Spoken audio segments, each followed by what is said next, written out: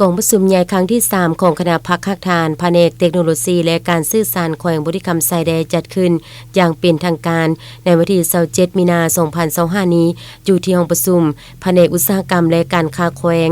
ภายใต้การเป็นประธานของสหายเลืองศรีเกียววิเศษเลขาคณะพรรคคักฐานหัวหน้าแผนกเทคโนโลยีและการสื่อสารแขวงให้เกียรติเข้าร่วมของสหายดวงตาโมลาคาสุขประธานกฎกาพรรคแขวงสหายคำปุณศรีหานลาดห้องหัวหน้าคณะจัดตั้งแขวงมีบรรดาสหายสมาชิกพรรคที่ขึ้นกับคณะพรรคคักฐานแผนกเทคโนโลยีและการสื่อสารแขวงต่างหน้าคณะพรรคคักฐานออมข้างทึกซื่นและคณะพิสอบติดตามสุขยุกองประชุมเข้าร่วม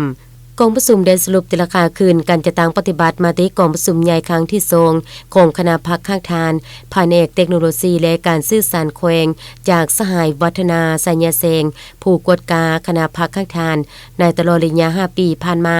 ทางคณะพรรคคักฐานได้เอาใจใส่นำพาสีนำและสุขยุบรรดาสหายคณะหน่วยพรรคสมาชิกพรรคพนักงานในความรับผิดชอบของตนประกอบส่วนจะตั้งปฏิบัติแผนพัฒนาเศรษฐกิจสังคมของแขวงโดยเฉพาะเมนการพัฒนาและบริการเวียกงานเทคโนโลยีไปรษณีย์โทรคมนาคมและเวียกงานหันเป็นทันสมัยภายในแขวงให้มีการเติบใหญ่ขยายตัวอย่างต่อเนื่องตามจังหวะการขยายตัวทางด้านเศรษฐกิจสังคมของแขวงนับทางอยู่ใน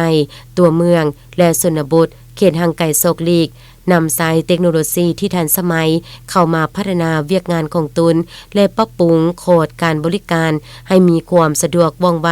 เป็นที่ประทับใจของลูกค้ารับประกันความเป็นธรรมทางผู้ให้บริการและผู้ใช้บริการ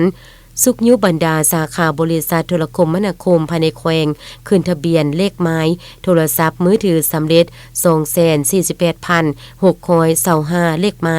เท่ากับ79กว่าสนอยออกอนุญาตการนำใส่คืนความที่วิทยุสื่อสารโฟนีได้ทั้งหมด927เครื่องกองประชุมครั้งนี้ได้เป็นเอกภาพภาพพองเอาที่ทางแผนการ5ปีต่อหน้า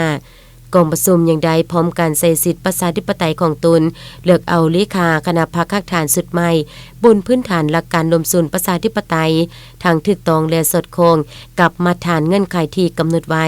กองประชุมครั้งปฐมฤกษ์ได้ปิดเอกสารการเลือกเอาเลขาห้องเลขาและผู้กฎกาโดยเลือกเอาสหายวัฒนาสัญญาเสงเป็นเลขาคณะพรรคคักฐานแผนกเทคโนโลยีและการสื่อสารแขวงเลือกเอาสหายวัฒนาสีสุวรรณทองเป็นห้องเลขาเลือกเอาสหายนางเข็มมาลาโลวันไซเป็นผู้กฎกาเลือกเอาสหาย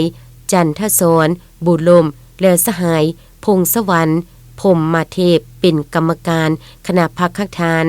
พร้อมนี้ในกองประชุมยังได้แต่งตั้งสหายบุญเพชรศรีสุพรรณเป็นรองประธานกฎกาคณะพรรคคักฐานในตอนท้ายยังได้รับฟังการอบรมและเทศนำจากสหายประธานกวดกาภาครัฐแขวงนำอีก